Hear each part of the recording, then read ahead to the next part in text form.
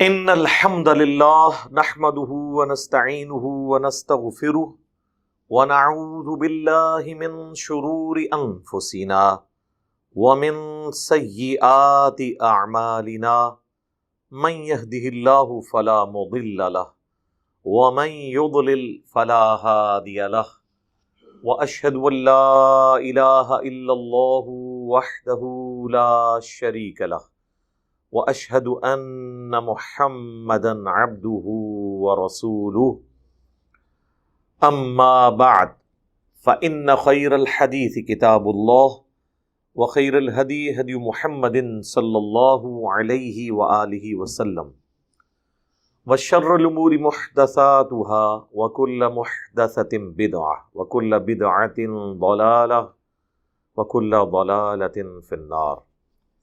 اعوذ باللہ السمیع العلیم من الشیطان الرجیم من ہمزہ ونفخہ ونفثہ بسم اللہ الرحمن الرحیم.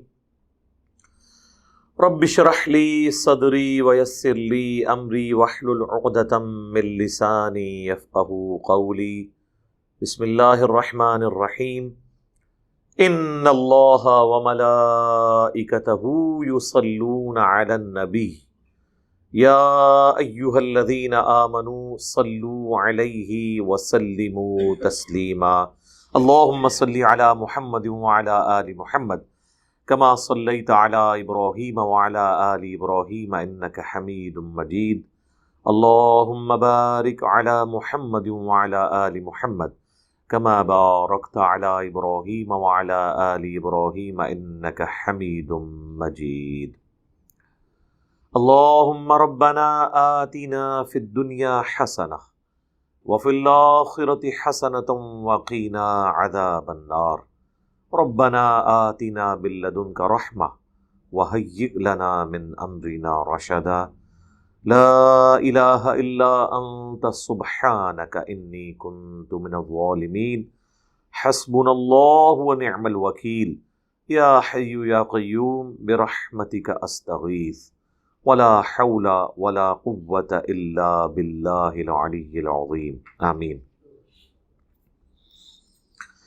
الحمدللہ آج 19 ستمبر 2021 کو قرآن کلاس نمبر 93 کی اسٹوڈیو ریکارڈنگ ہونے جا رہی ہے. آج انشاءاللہ تعالی ہم سورۃ المائدہ کی آیت نمبر 33 سے آنورڈ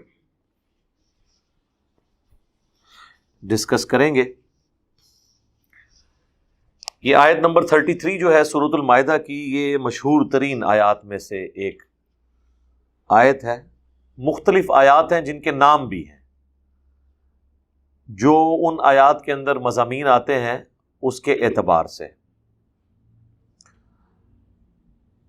انہی آیات میں سے ایک یہ آیت بھی ہے. اسے آیت محاربہ کہتے ہیں. یعنی وہ لوگ جو اللہ اور اس کے رسول عز وجل و صلی اللہ علیہ وآلہ وسلم کے خلاف بغاوت کرتے ہیں، ان کی سزا کیا ہے، ان کا انجام کیا ہونا چاہیے. فساد فی الارض کرنے والے جو لوگ ہیں، زمین میں فساد مچانے والے لوگ، ان کی سزا اس آیت کے اندر بیان ہوئی ہے. اور اس کی پریکٹیکل ایگزیکیوشن اللہ کے محبوب صلی اللہ علیہ وآلہ وسلم کے مبارک دور میں بھی ہوئی، اور پھر سیدنا علی کے دور کے اندر بھی جنگ نہروان کے موقع پر خوارج کے ساتھ اس قسم کا سلوک کیا گیا، کیونکہ وہ بھی فساد فی الارض کرنے والے، ریٹ آف دی گورنمنٹ کو چیلنج کرنے والے تھے. اسی کانٹیکسٹ میں ایک حدیث ہے بخاری اور مسلم دونوں کے اندر، اس کے بعد ہم انشاءاللہ اس آیت کو کور کرتے ہیں، کہ اللہ کے محبوب صلی اللہ علیہ وآلہ وسلم کے زمانے میں چند غریب لوگ مسلمان ہوئے، یعنی بظاہر کلمہ پڑھا، نبی علیہ السلام کے مہمان ہوئے. آپ علیہ السلام نے ان کو اپنے چرواہے کے ساتھ اٹیچ کیا اونٹوں کی دیکھ بھال کے لیے، لیکن کچھ عرصے کے بعد وہ بے ایمان ہو گئے، اور دنیا کی محبت کی لالچ میں انہوں نے نبی علیہ السلام کے اونٹ بھگانے کے لیے اور ان کو چوری کرنے کے لیے آپ صلی اللہ علیہ وآلہ وسلم کے چرواہے کو قتل کیا، اس کے ہاتھ پاؤں کان کاٹ دیے، اس کی آنکھوں میں سلائیاں پھیری، اس اذیت کے ساتھ اسے شہید کیا، پیاسا اسے مار دیا، اور نبی علیہ السلام کے اونٹ لے کر وہ بھاگ گئے۔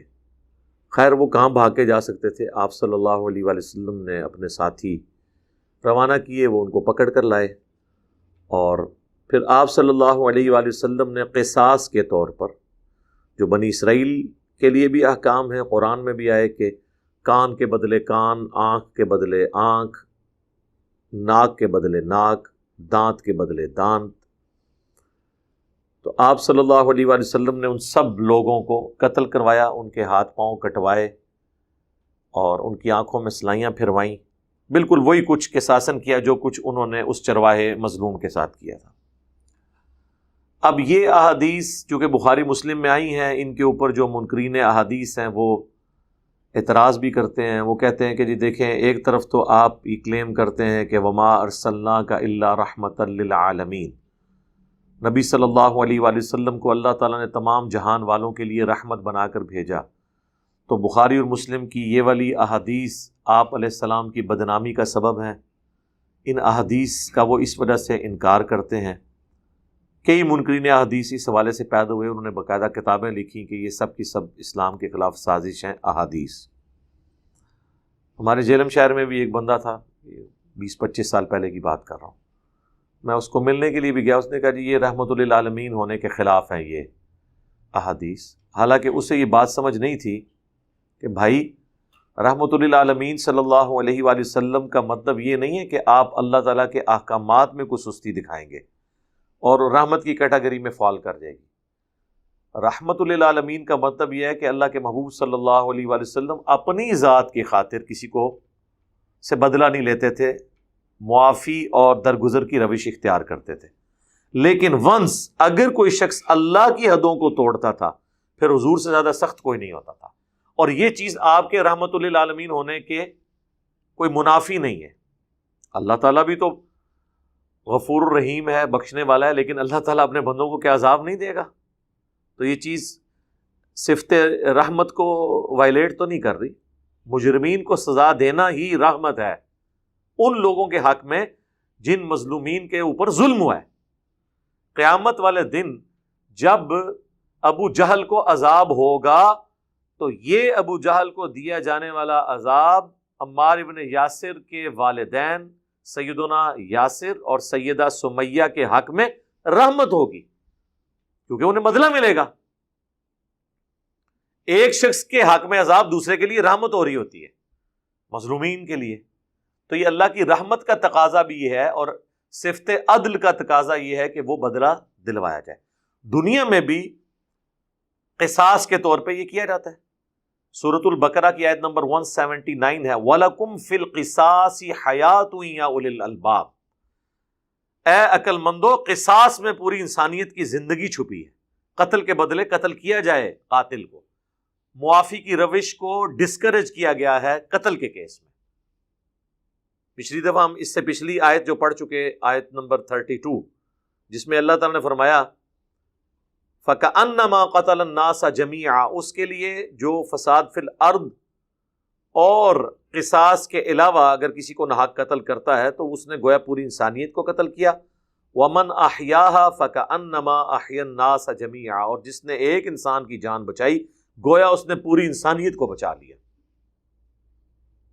تو قصاص قتل کے بدلے معافی کی روش نہیں ہے، تو یہ اللہ تعالیٰ کی کوئی رحمت کے منافی نہیں چیز ہوگی، بلکہ یہ صفت عدل کا تقاضا ہے، اور مظلومین کو انصاف دلانا مظلومین کے حق میں رحمت ہے،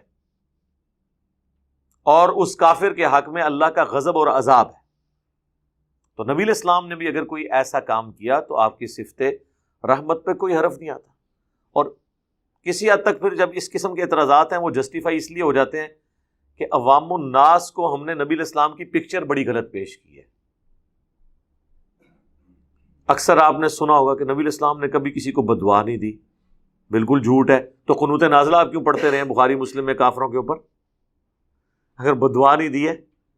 ہاں، آپ نے اپنی ذات کی خاطر اسپیسیفکلی کبھی کسی سے بدلہ نہیں لیا، کسی کو بد دعا نہیں دی، معافی کی روش اختیار کی۔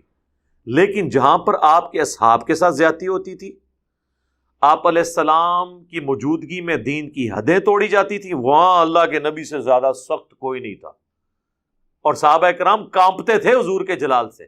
ہمیں تو حضور کی بڑی میٹھی پکچر پیش کی گئی ہے، آپ کو اندازہ نہیں ہے کہ نبی علیہ السلام کا کتنا روب تھا اپنے صحابہ کے اوپر، اپنے اس اخلاق کے باوجود۔ اخلاق کی تو گواہی اللہ نے دی سورہ آل عمران میں کہ اے نبی، اگر آپ اپنی زبان کے تیز ہوتے اور بد اخلاق ہوتے تو صحابہ کرام آپ کے ارد سے آپ کو چھوڑ کے چلے جاتے، آپ ان کے حق میں بڑے نرم ہیں۔ سورہ توبہ میں آیا حریص علیکم بالمؤمنین رؤوف الرحیم، لیکن اللہ کے احکامات کے معاملے میں حضور کی اتنی سختی ہے۔ بخاری مسلم کی حدیث ہے، جو لوگ اپنے گھروں میں نماز پڑھ لیتے ہیں اور مسجد میں نہیں آتے، میرا دل کرتا ہے میں ان لوگوں کے گھروں کو آگ لگا دوں، اگر مجھے عورتوں اور بچوں کا خیال نہ ہو، کیونکہ ان پہ تو جماعت فرض نہیں ہے۔ صحیح مسلم میں حدیث ہے، جو لوگ جمعے کی نماز ادا نہیں کرتے، اگر مجھے عورتوں اور بچوں کا خیال نہ ہوتا میں ان لوگوں کے گھروں کو آگ لگا دیتا، اپنی جگہ کسی اور کو امام مقرر کر کے۔ بخاری مسلم میں حدیث ہے، جب فاطمہ نامی عورت کی چوری کا مقدمہ آیا، نبی علیہ السلام کو سفارش کی گئی کہ یہ اونچے خاندان کی ہے، تو آپ نے نماز کے بعد مسجد میں ممبر لگایا اور جلال کے عالم میں آپ نے فرمایا اللہ کے احکامات میں تم مجھے سفارش کر رہے ہو؟ اللہ کی قسم تم سے اگلی قومیں اسی لیے برباد ہوئیں کہ ان کے اشرافیہ کے لیے اور قوانین ہوتے تھے اور غریب لوگوں کے لیے، اور اللہ کی قسم اگر میری بیٹی فاطمہ بھی چوری کرتی میں اس کے بھی ہاتھ کٹوا دیتا۔ فرمایا مجھے اللہ کے احکام کے معاملے میں سفارش کر رہے ہو تم؟ تو نبی علیہ السلام رحمت للعالمین کا قطعاً یہ مقصد نہیں ہے کہ آپ کھلی چھٹی دی ہوئی ہے آپ نے لوگوں کو۔ یہاں بھی حضور کا چرواہا قتل ہوا تو آپ نے اس کے بدلے میں اسے قتل کروایا، اس کی آنکھوں میں سلائیاں پھروائیں ان لوگوں کی جنہوں نے اس کو قتل کیا، ان کے ہاتھ پاؤں کٹوائے، ان کو پیاسا ریگستان میں پھینک دیا، تڑپ تڑپ کے انہوں نے جان دی۔ اس کے ثبوت میں یہ آیت بھی سورۃ المائدہ کی آیت نمبر 33 آیت محاربہ ہے کہ آپ نے فساد فی الارض کرنے والوں کو کیا سزائیں دینی ہے۔ تو قرآن میں آئی ہیں نا، یہ تو بخاری مسلم میں تو نہیں، آپ دیکھیں کتنے سخت الفاظ کے ساتھ یہاں پہ اللہ تعالیٰ ذکر کر رہا ہے۔ اعوذ باللہ من الشیطان الرجیم، بسم اللہ الرحمن الرحیم، انما جزاء الذین یحاربون اللہ ورسولہ، وہ لوگ جو کہ اللہ اور اس کے رسول سے جنگ کرتے ہیں ان کی تو سزا اس کے سوا کچھ نہیں، وَيَسْعَوْنَ فِي الْأَرْضِ فَسَادًا، اور زمین میں فساد کرتے ہیں، اسی سے وہ فساد فی الارض، زمین میں فساد، جس سے وہ ہمارا ایک فوجی آپریشن بھی چل رہا ہے رد الفساد، وہ ادھر سے ہی ڈیڈکٹ کیا گیا ہے۔ اور فساد فی الارض کرتے ہیں، اللہ اور اس کے رسول سے جنگ کرتے ہیں، اور فساد فی الارض یعنی وہ اپنی ڈیٹرنس قائم کرنے کے لیے دہشت گردی کرتے ہیں، وہ ریٹ آف دی گورنمنٹ کو چیلنج کرتے ہیں، اپنی دھاک بڑھاتے ہیں، وار لارڈز بنے ہوئے ہیں، لوگوں سے بھتے وصول کرتے ہیں، جو یہاں پہ ہماری کئی ایک جماعتیں بنی ہوئی ہیں، پولیٹیکل جماعتوں کی بھی عسکری ونگز بنی ہوئی ہیں جو اس قسم کی حرکتیں کر رہی ہوتی ہیں، جس کی نمائندہ مثال پاکستان میں وہ کراچی کی دہشت گرد تنظیم جن کا وہ لیڈر جو ہے وہ وہاں بیٹھا ہوا الطاف حسین، تو یہ فساد فی الارض کرنے والے لوگ ہیں۔ یہ لوگ اور جو اللہ اور اس کے رسول سے جنگ کرنے والے ہیں ان کی سزا تو اس کے سوا کچھ نہیں، ان یقتلوا، اب یہ بڑے سخت سیغوں کے ساتھ اس کو ایڈریس کیا جا رہا ہے کہ انہیں چن چن کر قتل کیا جائے، او یصلبوا، یا انہیں سولی دیا جائے۔ سولی دینے کا طریقہ یہ ہوتا تھا کہ وہ ان کو ایک اونچے درخت کے اوپر ٹانگا جاتا تھا، ہاتھ پاؤں میں کیلیں ٹھونک کے یوں، اور پھر ان کے یہ پاؤں کی جو رگ ہے وہ کاٹ دی جاتی تھی، جو مین رگ ہے، اس سے پھر اتنا بلڈ نکلتا تھا کہ بلڈ پریشر لاس ہوا اور انسان کی ڈیتھ ہو جاتی تھی، اور وہ عبرت کے لیے لٹکے ہوئے ہوتے تھے، یوں سولی دیا جائے۔ او تقطع ایدیہم وارجلہم من خلاف، یا ان کے مخالف سمت کے ہاتھ پاؤں کٹوائے جائیں، یعنی دایاں ہاتھ کاٹا گیا ہے تو بایاں پاؤں کاٹا جائے، بایاں ہاتھ کاٹا گیا ہے تو دایاں پاؤں کاٹا جائے۔ اور یہ بھی ایک ٹیکنیکل چیز ہے، آپ جب چلتے ہیں تو آپ دیکھیں آپ کا دایاں ہاتھ اور بایاں پاؤں جو ہے یہ سنکرونائز ہو رہا ہوتا ہے، تو یہ مخالف سمت کے ہاتھ پاؤں کٹوائے جائیں۔ اگر کسی کو قتل نہیں کرنا تو ایٹ لیسٹ یہ سزا دی جائے یا انہیں سولی دی جائے۔ ایدیہم وارجلہم من خلاف، مخالف سمت کے، او ینفوا من الارض، یا انہیں ملک بدر کر دیا جائے، جلا وطن کر دیا جائے، انہیں نکال دیا جائے اس علاقے سے۔ ان ساروں سزاؤں میں سے کوئی سزا دی جا سکتی ہے۔ ظاہر ہے کہ وہ ڈپینڈ کرتا ہے کہ کیا صورتحال ہے، کس شخص کی جرم کی نوعیت کس لیول کی ہے، اس کو اس اعتبار سے سزا دی جائے۔ یہ یعنی پھر قاضی کا کام ہوگا، جسٹس کا کام ہوگا کہ وہ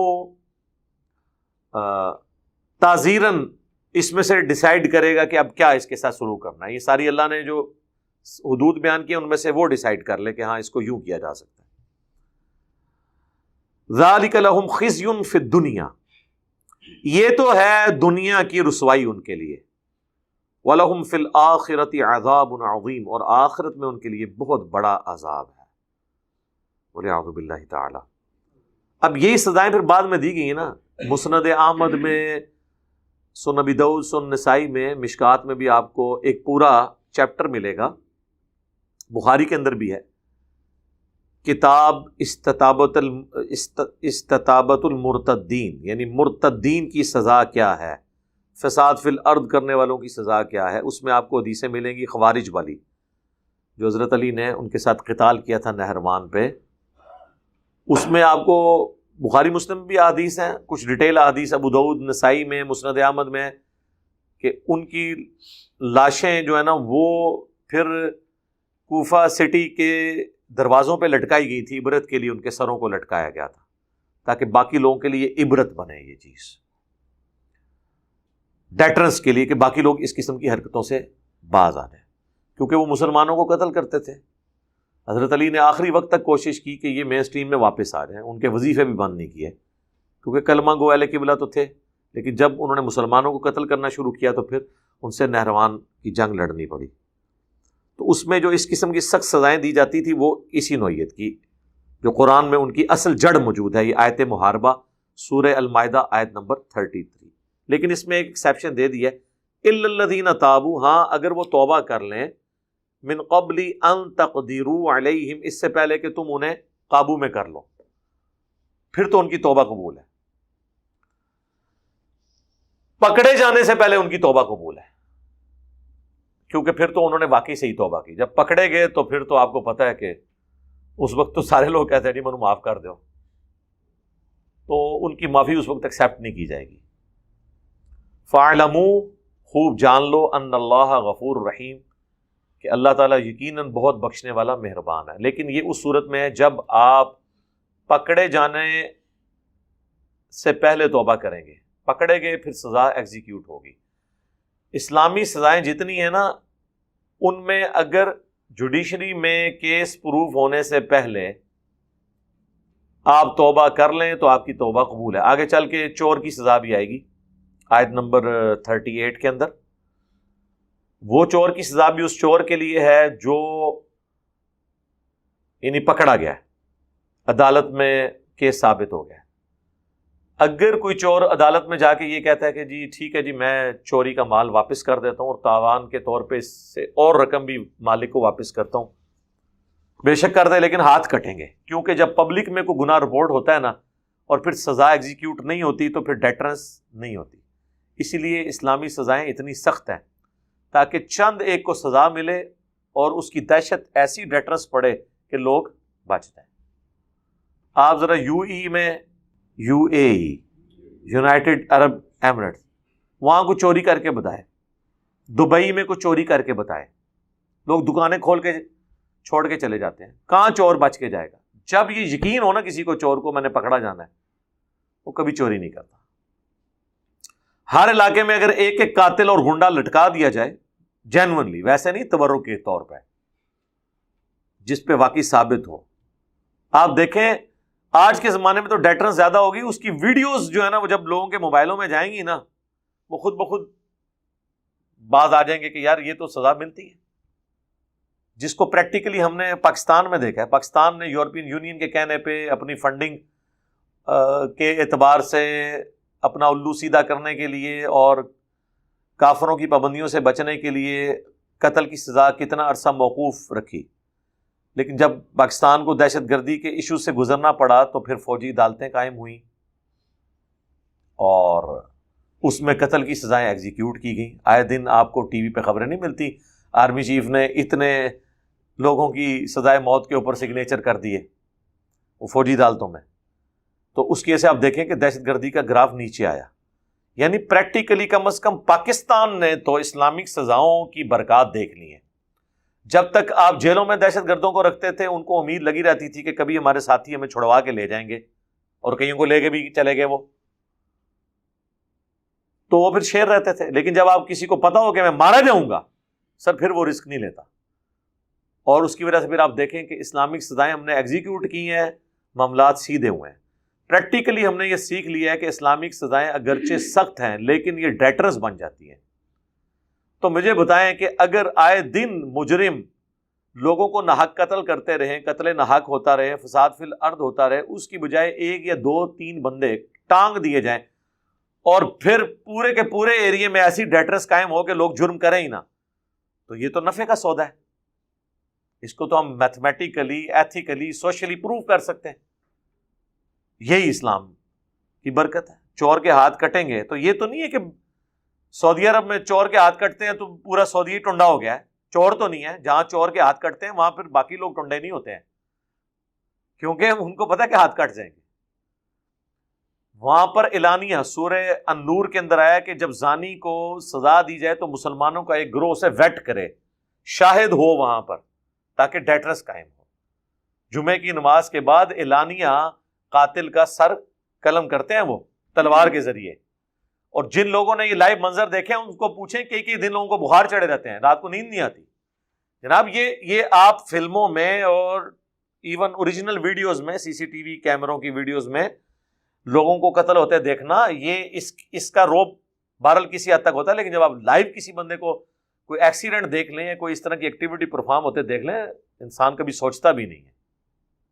یہ ذہن میں رکھیے گا. اور یہی اس کی ڈیٹرنس ہے.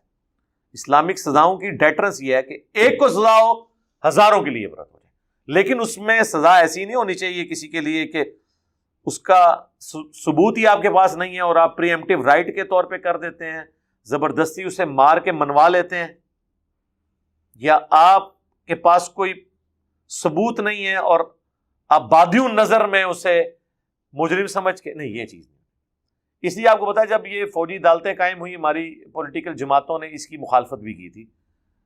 بامر مجبوری انہوں نے اس کو پارلیمنٹ سے پاس کیا, لیکن اس میں انہوں نے یہ شرط لگا دی تھی کہ فوجی عدالت اگر کسی کو قتل کی سزا دے گی تو اس کی اپیل سپریم کورٹ میں سنی جانی چاہیے, تاکہ پاکستان کی جو سول کورٹس ہیں وہ انڈیپینڈنٹلی یہ چیز دیکھیں کہ واقعی اس کو جو سزا دے رہے ہیں یہ جینون ہے یا ناکافی شواہد کی بنیاد پہ یہ چیز ہو رہی ہے. اور آپ نے دیکھا ہے کہ فوجی عدالتوں کی کئی سزائیں جو قتل کی تھیں وہ سپریم کورٹ میں جا کے سسپینڈ ہوئی ہیں, ریورس ہوئی ہیں کہ یار آپ کے پاس مکمل ثبوت نہیں ہے.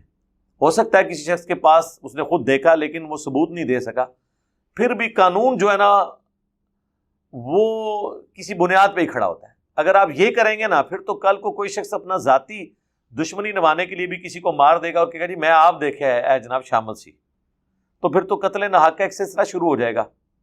کراچی میں یہی ہوتا رہا, ایم کیو ایم کئی قتل تو واقعی ایم کیو ایم کے ذریعے ہوئے اور بعض ان کے کھاتے میں ڈال گئے. جب لوگوں نے دیکھا کہ یہاں پہ تو یار اندھے قتل ہوتے ہیں تو چلو ہم بھی بیتی گنگا میں ہاتھ دھو لیں, اور لوگوں نے اپنی ذاتی دشمنیاں نبھائیں, پھر اس قسم کے انہوں نے سمٹمز چھوڑے تاکہ وہ اس کھاتے میں ڈال جائیں. آپ کو پتہ ہے وہ ضیاء الحق کے دور میں ایک ہتھوڑا گروپ آیا تھا, تو وہ ہتھوڑا گروپ کے اپنے واقعات تو بڑے تھوڑے تھے, ڈیٹر زیادہ بن گئی. لوگوں نے اپنی ذاتی دشمنیاں نبھانے کے لیے بھی تھوڑے مار کے لوگوں کو مارنا شروع کر دیا. تو جب قانون کی حکمرانی نہیں ہوگی پھر یہی سلسلہ ہوتا ہے. اس لیے سیدنا علی کا ایک قول ہے جسے تلقی بالقبول حاصل ہے کہ اگر قانون میں سکم کی وجہ سے 100 لوگ بھی چھوٹ جائیں, 1000 لوگ بھی چھوٹ جائیں تو یہ کوئی پرابلم نہیں ہے. لیکن اس سکم کی مدد قانون میں آپ اس اعتبار سے کوئی ایسی چینج نہ کریں کہ کوئی اس چینج کی وجہ سے کوئی ایک مظلوم جو ہے وہ پھانسی لگ جائے یا اسے سزا ہو جائے, کیونکہ اس سے پھر معاشرے کی جڑ کٹ جائے گی.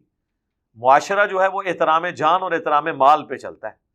جس معاشرے میں جان اور مال کی حفاظت نہ ہو وہ معاشرہ قائم نہیں رہ سکتا. اور جہاں پر جان اور مال کی حفاظت ہو، بے دین معاشرہ بھی ہو، خوشحال معاشرہ ہوگا. یورپ اور امریکہ کے معاشرے آپ دیکھ لیں، کیونکہ انصاف ہے.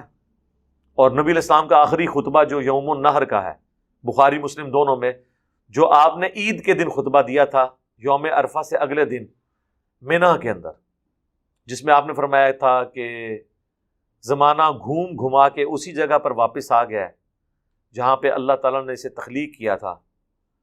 سال کے 12 مہینے ہیں، ان میں سے 4 حرمت والے ہیں. اور پھر آپ نے فرمایا بتاؤ یہ کون سا مہینہ ہے، یہ کون سی جگہ ہے، یہ کون سا دن ہے. ہر ایک سوال کے جواب میں صحابہ نے کہا کہ اللہ اور اس کا رسول بہتر جانتے ہیں. کیونکہ صحابہ کہتے ہیں ہمیں پتہ تو تھا، لیکن ہم نے گمان کیا شاید اللہ کے نبی علیہ السلام ان چیزوں کے نام چینج کر دیں گے، تو اس لیے ہم کہتے تھے اللہ اور اس کا رسول بہتر جانتے ہیں. تو آپ نے فرمایا کیا یہ شہر مکہ نہیں ہے؟ صاحب نے کہا بلا یا رسول اللہ. کیا یہ حرمت والا مہینہ ذوالحجہ کا نہیں ہے؟ کہا بلا یا رسول اللہ. کیا یہ قربانی کا دن یوم النحر مینا کے اندر 10 ذوالحجہ یہ اللہ کے نزدیک حرمت والا دن نہیں ہے؟ سب نے کہا بلا یا رسول اللہ. تو آپ نے فرمایا جس طرح یہ شہر مکہ، یہ مہینہ اور یہ دن اللہ کے نزدیک حرمت والے ہیں، اسی طریقے سے تمہاری جان، مال، عزت، آبرو ایک مومن کی دوسرے پہ حرام ہے. مکے کی بے حرمتی کو تو لوگ گناہ سمجھتے ہیں، لیکن اپنے پڑوسی کے ساتھ زیادتی کرنے کو گناہ نہیں سمجھتے، اسے دھوکہ دینے کو گناہ نہیں سمجھتے. تو نبی علیہ السلام نے اس کو کمپیئر کروایا کہ اللہ یہ فرق نہیں کرتا یہ مکے کی توہین ہو رہی ہے یا کسی مومن کے ساتھ زیادتی ہو رہی ہے. اللہ کے نزدیک دونوں جرم ہے، حقوق اللہ ہو، حقوق العباد. باقی حدیثوں میں تو اللہ نے اپنے نبی کی مبارک زبان سے حقوق العباد کو حقوق اللہ سے بھی بڑھا دیا، جیسا کہ جامعہ ترمذی میں حدیث موجود ہے، سنن ابن ماجہ میں موقوفاً اس کی سند ٹھیک ہے. عبداللہ بن عمر بن عاص کہتے ہیں کہ کعبہ تیری خوشبو بڑی اچھی ہے، لیکن ایک مومن کی حرمت اللہ کے نزدیک تجھ سے بھی زیادہ ہے، کعبے سے بھی زیادہ ہے. اندازہ کریں. تو یہ ایک بڑی ورتھ ہے اس چیز کی، لیکن ان چیزوں کو اگر خیال کیا جائے تو پھر انسان کو آتا ہے، ادروائز تو آپ جو مرضی کرتے رہیں. تو قانون کو ضرور فالو کرنا چاہیے. جوڈیشری کی حکمرانی نہیں ہوگی تو پھر آپ کسی معاشرے سے کوئی خیر کی توقع نہ کریں. سیدنا علی کا ایک اور قول بڑا مشہور ہے کہ معاشرہ دین کے بغیر چل سکتا ہے لیکن انصاف کے بغیر نہیں چل سکتا. یہ آپ کو جب جوڈیشری کی وہ تعلیم دی جاتی ہے نا، وکیل حضرات جو پڑھتے ہیں، حضرت علی کا یہ قول اس میں پڑھایا جاتا ہے، یہ پریکٹیکلی. لیکن یہ بات حقیقت ہے کہ انصاف کا نظام قائم کرنا یہ بڑا مشکل ہے. اپنے بھی ناراض ہو جاتے ہیں اور مخالفین تو پہلے ہی ناراض ہوتے ہیں، کیونکہ پھر جب کسی کا لحاظ نہ کیا جائے تو پھر لوگوں کو تو یہ بات کڑوی لگتی ہے. اسی لیے سیدنا علی کو جب خلیفہ چننے لگے، لوگ کہتے ہیں جی وہ جو حضرت عثمان کے مخالفین تھے انہوں نے حضرت علی کو خلیفہ چنا ہے. جی وہ بھی اس میں شامل تھے، اس لیے کہ ان کو جو اعتراضات تھے خلیفہ وقت کے اوپر، وہ یہ سمجھتے تھے کہ حضرت علی ایک سوٹیبل پرسنالٹی ہیں جن پہ ہمارا اعتماد ہے. ایون حضرت عثمان جب تک زندہ تھے اس وقت تک بھی حضرت علی ہی ان کے درمیان مصالحت کا کردار ادا کر رہے تھے. باقی جو حضرت عثمان کے ساتھی یا باقی صاحب وہ تو حضرت علی کے ساتھ تھے ہی. مخالفین بھی کہتے تھے ہمیں آپ پہ اعتبار ہے، آپ ہمارا مقدمہ ان کے سامنے پیش کریں. حضرت عثمان کے معاملات میں ڈیسیژن کو ریورس بھی کرتے تھے. بالخیر ایک علیحدہ سے ٹاپک ہے، لیکن میں آپ کو بتا رہا ہوں حضرت علی کو جب خلیفہ چننے لگے انہوں نے کہا بھائی اب تو کام خراب ہو چکا ہے، مجھے پتہ ہے یہ عثمان کا قتل بھی تم میرے اوپر ڈالو گے. اور وہی ہوا، کیونکہ ظاہر ہے لوگوں نے کہنا کہ بینیفیشری یہ بندہ ہے، خلیفہ اس کے بعد یہ بن گیا. تو یہ تو ایک نیچرل الزام تھا جو کسی پہ لگ سکتا. تو حضرت علی نے کہا بھائی میں نہیں اس طرح قبول کروں گا. لیکن جب حضرت عثمان کے اپنے ساتھیوں نے اور مخالفین نے سب نے کہا کہ آپ کے علاوہ کوئی سوٹیبل نہیں ہے بندہ، پھر 6 رکنی کمیٹی میں 2 ہی بندے تھے حضرت عثمان کے بعد، تو اب آپ بچے ہیں جن میں فائنل ٹائی پڑی تھی. تو حضرت علی نے اس وقت کہا تھا کہ میں اگر حکومت سنبھالوں گا تو انصاف ہوگا، ورنہ میں گوشہ نشینی اختیار کروں گا. اس وقت تو لوگوں نے کہا ٹھیک ہے جی جناب ہمیں انصاف ہی چاہیے، آپ آئیں حکومت سنبھالیں. لیکن پھر انصاف ہضم نہیں ہوا. پہلا ایگزیکٹو آرڈر ہی اتنا موٹا سی کہ حضرت عثمان کے سارے گورنر معزول، اب آپ اندازہ کریں ایک سلطنت جو 3 جگہوں 3 بر اعظموں تک پھیلی ہوئی ہے، نیا خلیفہ آتے ہی ساروں کو فارغ کرتے. یہاں تو ایک وزیر سے استعفیٰ لینا مشکل ہے. اور اس زمانے میں جب قبائلی سسٹم ہے، وار لارڈز موجود ہیں، قبائلی تعصب بھی ہیں، لیکن سر سما اوتاد کا یہ سسٹم تھا، وہ خلیفۃ الرسول اسے مانا جاتا تھا، گویا کہ نبی الاسلام کا حکم ہے اور وہ اس کی پیروی کی جاتی تھی. سب لوگ مستعفی ہو گئے، نئے گورنر لگائے گئے، رشیا سے لے کے تو مصر تک، آذربائیجان، خراسان، عراق، شام، سب چینج کیے. صرف ایک گورنر ہے جس نے اڑی کی، گورنر شام، امیر شام نے، اور اس کی وجہ سے پھر جنگ صفین حضرت علی کو لڑنی پڑی. تو ریٹ آف دی گورنمنٹ کو جب چیلنج کیا جاتا ہے پھر اس قسم کے ڈیسیژن لینے پڑتے ہیں، لیکن اس میں یہ ہے کہ اگر کوئی قابو آنے سے پہلے توبہ کر لے. ایک چور نے مال چوری کیا، پکڑا جانے سے پہلے اسے احساس ہوا، وہ جا کے مالک سے کہ بھائی میں تم سے معافی مانگتا ہوں، یہ مال اپنے پاس رکھو. اس کے ہاتھ پیر نہیں کٹیں گے. لیکن جب عدالت میں رپورٹ ہو گیا پھر اس کے ہاتھ کٹیں گے تو معافی ہوگی، صرف مال واپس کرنے سے نہیں. اس لیے کہ تاکہ جب پبلکلی کو واقعہ رپورٹ ہو جاتا ہے، عدالت میں آ جاتا ہے، اور اس وقت پھر مجرم کو سزا نہ ملے تو باقی لوگوں کا پھر حوصلہ بڑھ جاتا ہے کہ ٹھیک ہے کام چپ کے رکھو، پکڑے گئے تو معافی مانگ لیں گے، نہ پکڑے گئے تو ٹھیک ہے. جو کہتے ہیں لگ گیا تو تیر، نہ لگا تو تکا، یہ والا صاحب ہے. اس لیے یہ دیکھیں اللہ تعالیٰ نے اس کی ایک ایک چیز اس میں کور کی ہے کہ اگر پکڑے جاؤ تو پھر کوئی معافی نہیں، پکڑے جانے سے پہلے توبہ کر لو، معافی ہے. یہ چند ایک چیزیں اس سے ریلیٹڈ تھیں آیت محاربہ سے، اس لیے میں نے اس کو ڈیٹیل کے ساتھ یہاں بیان کیا. اب میرے بھائیو جو اگلی آیت آ رہی ہے نا، سورۃ المائدہ کی آیت نمبر 35، یہ میں سمجھتا ہوں کہ خصوصاً سب کانٹیننٹ میں تو بالخصوص ایک ایسی آیت ہے جس کے اوپر پورے کے پورے فرقے کھڑے ہوئے ہیں. اور وہ کہتے ہیں جی قرآن میں اللہ تعالیٰ نے واضح حکم دے دیا ہے کہ وسیلہ تلاش کرنا ہے. تو جب قرآن وسیلے کا حکم دے رہا ہے تو پھر قرآن بتا بھی رہا ہوگا کہ وسیلہ کسے کیا کہا جاتا ہے. یہ تو نہیں ہے کہ قرآن کے وسیلہ اختیار کرو اور اس کی تشریح جو ہے بابے کریں گے، وہ بھی تو اللہ تعالیٰ نے خود بتایا ہوگا قرآن میں. تو اس کے لیے یہ آیت نمبر 35 کوٹ کرتے ہیں، یا ایھا الذین آمنوا اتقوا اللہ، اے اہل ایمان اللہ کا تقوی اختیار کرو، وابتغوا الیہ الوسیلہ، اور اس کی طرف وسیلہ تلاش کرو. یعنی آپ نے تقوی اختیار کرنا ہے اور اس کی طرف وسیلہ اختیار کرنا ہے. وجاہدوا فی سبیلہ لعلکم تفلحون، اور جہاد کرو اس کے راستے میں تاکہ تم فلاح پا جاؤ.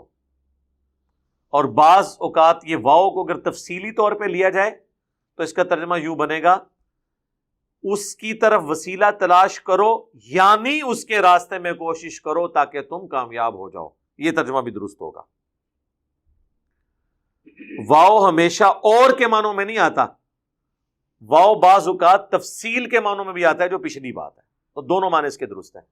اب جہاد سے مراد فوراً ہمارے لوگ سمجھتے ہیں شاید تلوار اٹھا کے یا بندوق اٹھا کے جنگ کی جائے، وہ قتال ہوتا ہے جو جہاد کا ایک جز ہے. جہاد جنرل ٹرمنالوجی ہے، اس کا ایک حصہ قتال ہے. جہاد تو زبان سے بھی ہو سکتا ہے. صحیح مسلم میں حدیث ہے، برائی دیکھو ہو سکے تو اپنے ہاتھوں سے روکو، ہاتھ سے نہیں روک سکتے تو زبان سے، زبان سے نہیں تو کم از کم دل میں برا جانو. لیکن ذالک اضعف الایمان، یہ سب سے کمزور درجہ ہے ایمان کا، دل میں برا جاننا. یعنی اللہ کی بھی خواہش ہے کم از کم زبان سے برائی کو برائی کہا جائے. اس لیے یہ ایک کرٹیکل ایشو ہے. امر بالمعروف کا جو دوسرا ساتھ اس کا بھائی ہے، نہیں انل منکر، جو مشکل کام ہے، یہ وہی چیز ہے. جہاد وہ جہاد ہے، زبان سے ہو، ہاتھ سے ہو. ہاں کبھی ایسا موقع ہے کہ جہاد بالسیف ہو، انسان اپنی جان اللہ کے لیے پیش کرنے کے لیے تیار ہو جائے. قتال وہ تو اسلام کا سمم بونم ہے، جو ایمینوئل کانٹ کی فلسفی میں ہائیسٹ گڈ اسلام کا یہ ہے قتال، کہ انسان اپنی جان اللہ کے حضور پیش کرنے کے لیے تیار ہو جائے. اسی لیے جو اللہ کی راہ میں مارا جاتا ہے اسے شہید کہا جاتا ہے. کہ یہ بندہ اپنے دین پر اتنا محکم ہے کہ اس نے اپنی جان دے کر گواہی دے دی کہ یہ اپنے دین کو سچا سمجھتا ہے۔ شہید کسے کہتے ہیں؟ گواہی دینے والا۔ ویسے تو ہمیں پتہ ہے کہ جو مر جائے اللہ کی راہ میں وہ شہید ہے، لیکن شہید کا لفظی مطلب ہے گواہی دینے والا۔ تو گواہی کیا دیتا ہے کہ دیکھو میں جس دین پر ہوں میں اسے اتنا حق سمجھتا ہوں کہ میں نے اپنی جان دے دی، میں نے زبان حال سے پریکٹیکلی اپنی جان دے کر یہ ثابت کر دیا ہے کہ میں گواہی دیتا ہوں کہ یہ دین حق پر ہے۔ اسی لیے بخاری مسلم دونوں میں حدیث ہے، اللہ کے محبوب علیہ السلام فرماتے ہیں میری خواہش ہے کہ میں اللہ کی راہ میں قتل کیا جاؤں، پھر زندہ کیا جاؤں، پھر قتل کیا جاؤں، پھر زندہ کیا جاؤں، پھر قتل کیا جاؤں، پھر زندہ کیا جاؤں، پھر قتل کیا جاؤں۔ اور صحیح مسلم میں حدیث ہے جو شخص شہادت کی تمنا کے بغیر مرا وہ منافقت کی شاخ پر مرا۔ اور صحیح مسلم میں ایک اور حدیث ہے جس شخص کی شہادت کی تمنا ہوئی اس کے باوجود اسے اپنے بستر پر موت آئی، نیچرل ڈیتھ، اللہ کے حضور وہ بھی شہید لکھا جائے گا، کیونکہ اس کی خواہش تھی نا، اللہ نے اسے اپرچونٹی یا سرکمسٹانسز ایسے نہیں دیے۔ تو شہید کی تمنا ہر مسلمان کے دل میں ہونا یہ ایمان کا حصہ ہے، ادروائز وہ کامل الایمان مومن نہیں ہے، یا معاذ اللہ وہ نفاق کی شاخ پہ ہے جو مسلم شریف میں حدیث آئی ہے۔ تو بڑا کریٹیکل ایشو ہے۔ اسی طریقے سے سورۃ الفرقان میں آیا فَلَا تُطِعِ الْكَافِرِينَ، اے نبی کافروں کی پیروی آپ نے نہیں کرنی، ان کی باتوں کا برا نہیں ماننا، ان کو آپ نے ویل لیفٹ کرنا ہے۔ وَجَاهِدْهُمْ بِهِ جِهَادًا كَبِيرًا، اور اس قرآن کے ذریعے ان سے بڑا جہاد کرنا۔ قرآن کے ذریعے کون سا جہاد ہوگا؟ دعوت و تبلیغ۔ وَأُوحِيَ إِلَيَّ هَذَا الْقُرْآنُ لِأُنذِرَكُمْ بِهِ وَمَنْ بَلَغَ، اے نبی تم فرماؤ مجھے قرآن اللہ نے اس لیے وحی کیا تاکہ میں اس کے ذریعے تمہیں بھی ڈر سنا دوں آخرت کا، اور جس تک یہ کتاب پہنچ جائے وہ بھی اسی کتاب کے ذریعے آخرت کا ڈر سنائے۔ تو یہ ہے جہاد، دعوت و تبلیغ کا کام فضائل اعمال یا فضائل سنت کے ذریعے نہیں، اللہ کی کتاب قرآن کے ذریعے، جو نبی علیہ السلام کا خلیفہ ہے دنیا پہ، مسلمانوں کی ٹیکسٹ بک ہے، انسٹرومنٹ آف دعویٰ ہے، وصی رسول ہے، حجۃ الوداع پر نبی علیہ السلام کی نصیحت ہے، غدیر خم پر اہل البیت کے ساتھ جس کا ذکر کیا گیا کہ یہ ہدایت کا نور ہے، اللہ کی رسی ہے، جو اسے پکڑے گا وہ ہدایت پہ ہوگا، جو چھوڑ دے گا گمراہ ہو جائے گا، جو صحیح مسلم میں آیا۔ اور قرآن میں آیا وَاعْتَصِمُوا بِحَبْلِ اللَّهِ جَمِيعًا وَلَا تَفَرَّقُوا، اللہ کی رسی قرآن کو مضبوطی سے تھام لو اور فرقوں میں مت بٹو۔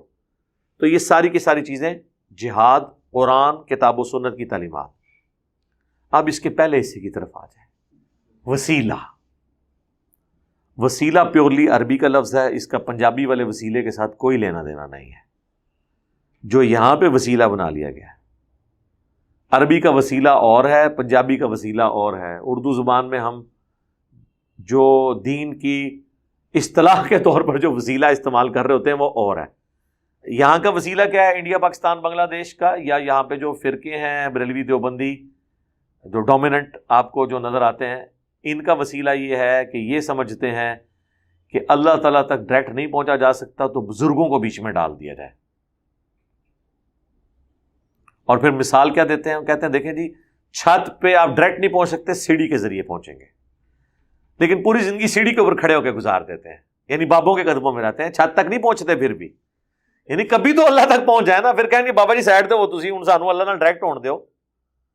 اور پیر نصیر الدین نصیر صاحب نے کتاب لکھی نا پیری مریدی کی شرعی حیثیت، اور ایک اور کتاب الجواہر التوحیدیہ فی التعلیمات الغوثیہ، شیخ عبد القادر جیلانی کی کتاب ہے فتوح الغیب، توحید کے اوپر بڑی کلاس کی کتاب ہے، اتنی زبردست کہ امام ابن تیمیہ نے اس کتاب کی شرح لکھی ہے۔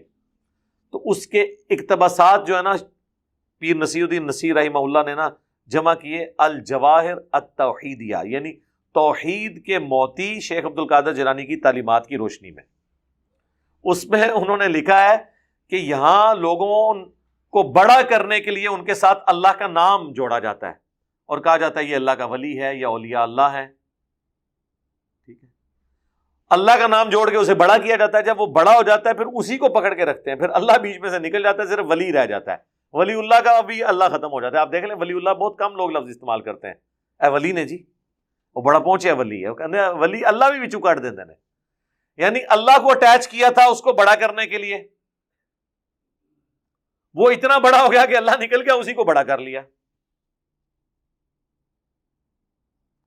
وسیلہ اگر اختیار کیا تھا تو اللہ اور اس کے رسول تک پہنچنے کے لیے، اللہ رسول تک تو نہیں پہنچے، وہ انہی کے قدموں میں رہتے ہیں۔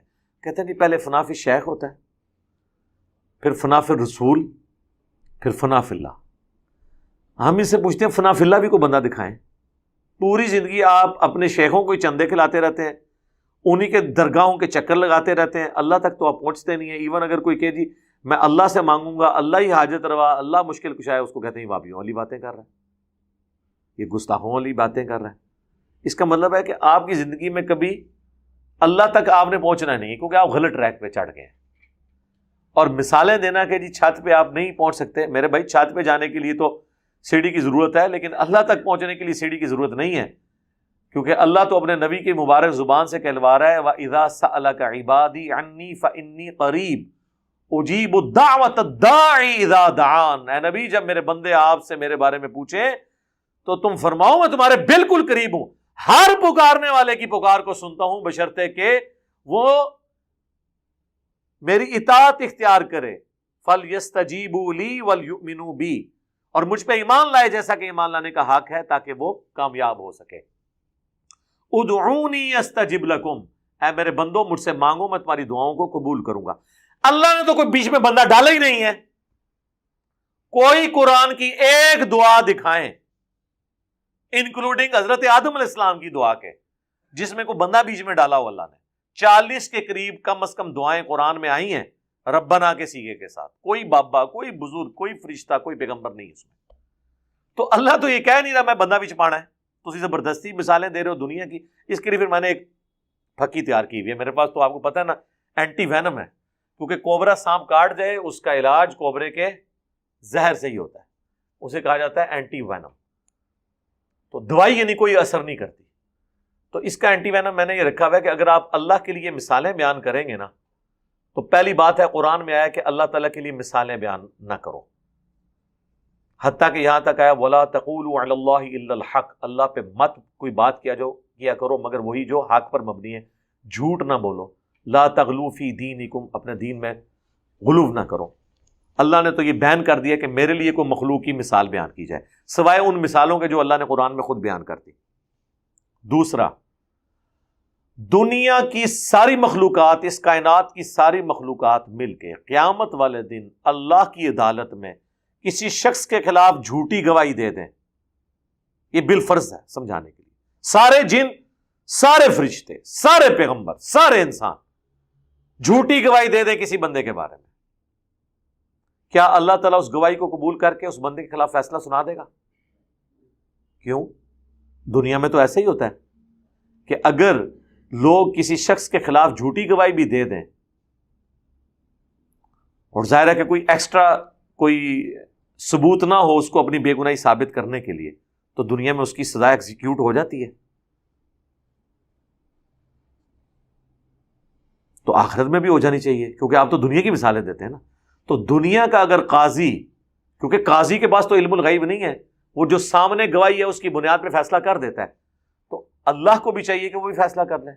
اللہ فیصلہ نہیں کرتا، اس کا مطلب ہے اللہ کے لیے دنیا کے جسٹس کی مثال بھی نہیں دی جا سکتی، تو دنیا کی چھت اور سیڑھی کی مثال بھی اللہ کے لیے نہیں دی جا سکتی، کیونکہ اللہ تو بیچ میں ڈال ہی نہیں رہا کسی کو۔ وہ تو انسانیت کا میگنا کارٹا جسے کہا کرتے تھے ڈاکٹر اسرار صاحب، جو برٹن امپائر کے اندر حکمران سے رعایا ڈائریکٹ سوال پوچھ سکتی ہے، اس کے لیے جو رول بنایا گیا، وہ جو ایک پورا چارٹر تیار ہو، اسے میگنا کارٹا کہا جاتا ہے۔ تو ڈاکٹر اسرار صاحب فرماتے تھے انسانیت کا میگنا کارٹا سورۃ البقرہ کی آیت نمبر 186 ہے، وَإِذَا سَأَلَكَ عِبَادِي عَنِّي فَإِنِّي قَرِيبٌ۔ جس طرح وہاں گورے کہتے تھے نا ہم حکمران کے دروازے کو کھٹکھٹا سکتے ہیں انصاف کے لیے جس وقت چاہیں، اور اللہ کا کہہ رہا ہے اے نبی جب میرے بندے آپ سے میرے بارے میں پوچھیں فرماؤ میں تمہارے بالکل قریب ہوں، ہر سننے والے کی پکار کو سنتا ہوں، اجیب الدعوۃ الداعی اذا دعان، جب وہ مجھے پکارے۔ تو اللہ نے تو کوئی بیچ میں چیز رکھی نہیں ہے، انہوں نے بیچ میں بندے ڈالے۔ البتہ یہ بات صحیح ہے کہ جو چیز اللہ نے اپنے لیے خود پسند کی ہے مثلا اللہ نے اپنے لیے یہ چیز پسند کی کہ آپ نے میرے تک پہنچنے کے لیے پیغمبروں کی تعلیمات اور ان پر نازل ہوئی ہوئی کتابوں کو فالو کرنا ہے۔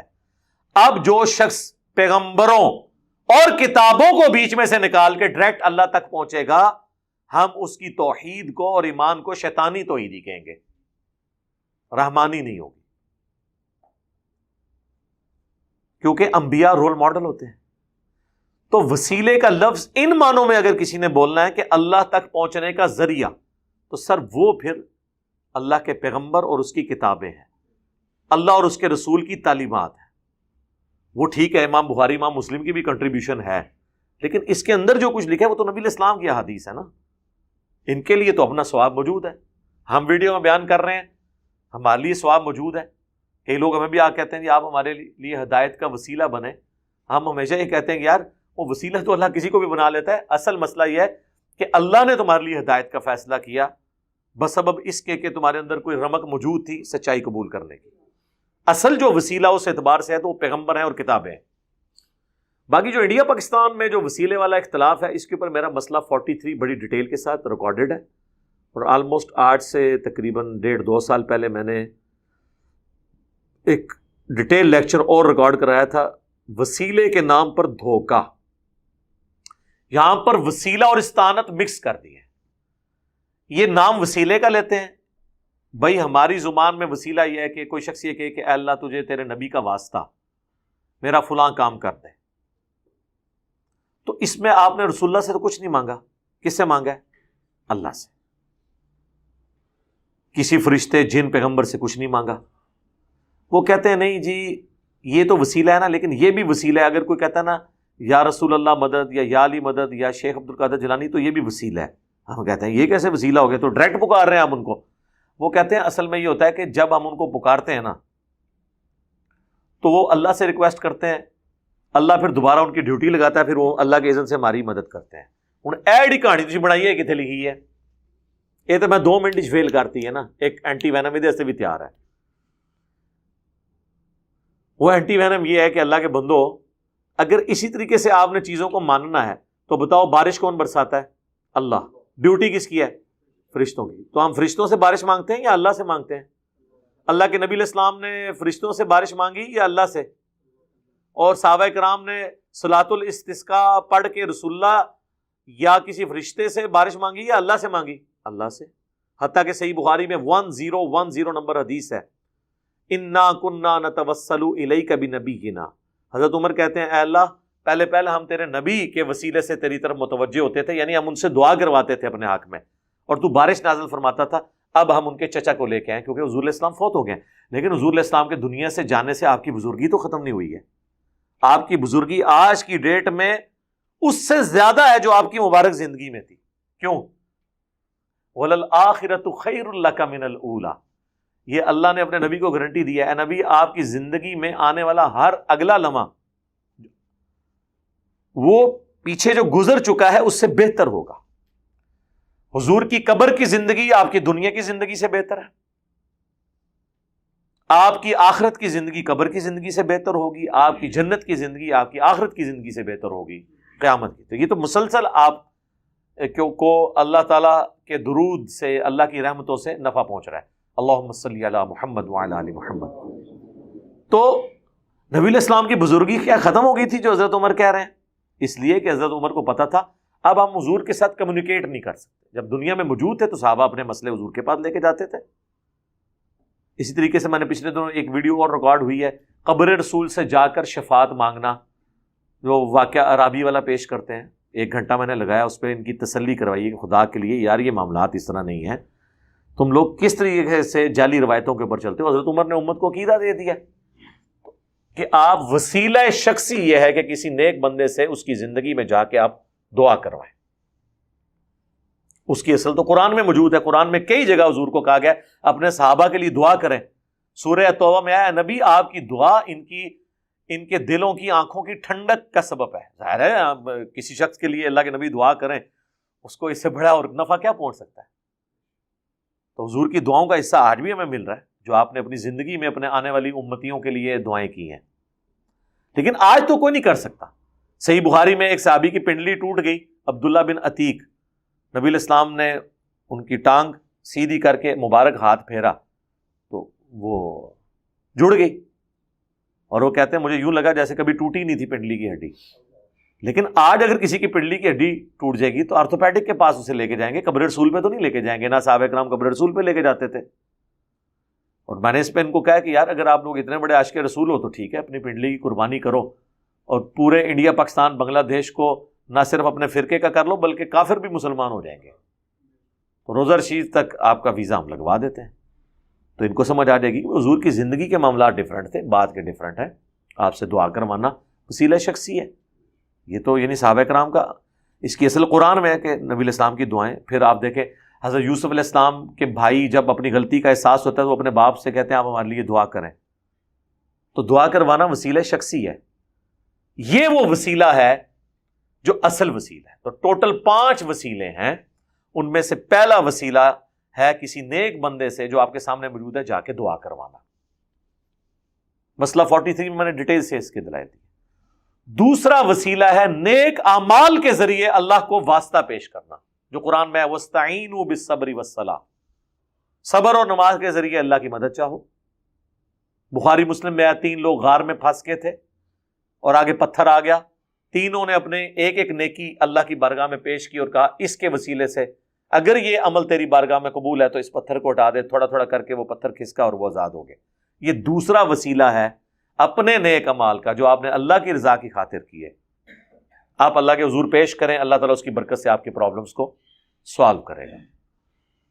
تیسرا وسیلہ ہے اللہ تعالیٰ کے کلمات تامہ کے ذریعے، اللہ تعالیٰ کے کلمات کے ذریعے، جو قرآن میں آیا وَلِلَّهِ الْأَسْمَاءُ الْحُسْنَى فَادْعُوهُ بِهَا، اللہ کے لیے ہیں سارے اچھے نام، اللہ کو اس کے ناموں کے ذریعے پکارو۔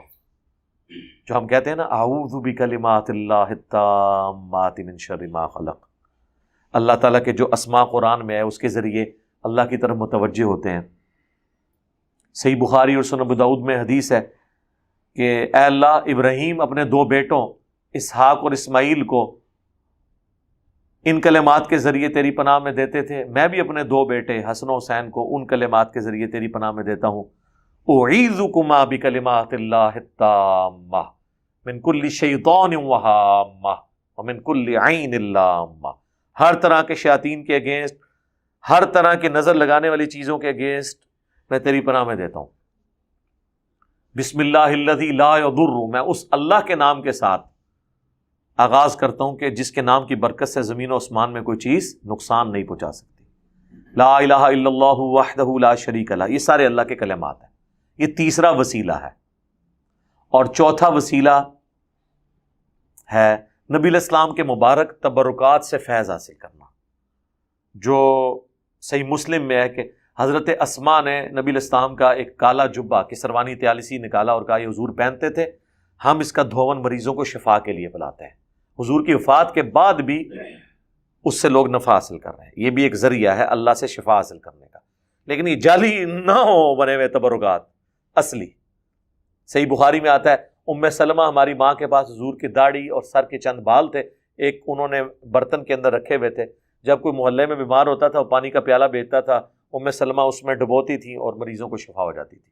یہ چوتھا وسیلہ ہے جو آپ اڈاپٹ کر سکتے ہیں۔ یہ تو آج کل تو اس وسیلے کا رسک نہیں لیا جا سکتا، لوگ آپ کو خام خواہ کی چیزیں ہی بتائیں گے اس میں۔ اور پانچواں وسیلہ یہ ہے کہ آپ، اچھا یہ جو آپ کی مزارات کے اوپر دیکھیں نا، انہوں نے نبی علیہ السلام کی مبارک جوتیاں بھی رکھی ہوئی ہیں، پاؤں کے نشان لکڑی میں خود کسی سے کھدوا کے رکھے ہوئے ہیں، اور پھر لوگ اس کو کر رہے ہوتے ہیں اور حضور کے ان چیزوں سے وسیلہ حاصل کر رہے ہوتے ہیں، تو وہ نہیں۔ پانچواں وسیلہ ہے ایک جنت میں مقام ہے وسیلہ، جو بخاری مسلم میں حدیث ہے کہ جنت کا ایک مقام ہے الوسیلہ، جو اس کائنات میں ایک ہی شخص کو ملے گا اور میں اللہ سے امید کرتا ہوں وہ شخص میں ہوں۔ اچھا جنت میں حضور کا پڑوس تو مل سکتا ہے، لیکن حضور جس مقام پہ ہوں گے وہ کسی کو بھی نہیں ملنا، وہ ایک ہی مقام اللہ نے بنایا الوسیلہ۔ اور بخاری مسلم کے الفاظ ہیں جو شخص میرے لیے اس مقام کی دعا کرے گا میری شفاعت قیامت والے دن اس کے لیے حلال ہو جائے گی۔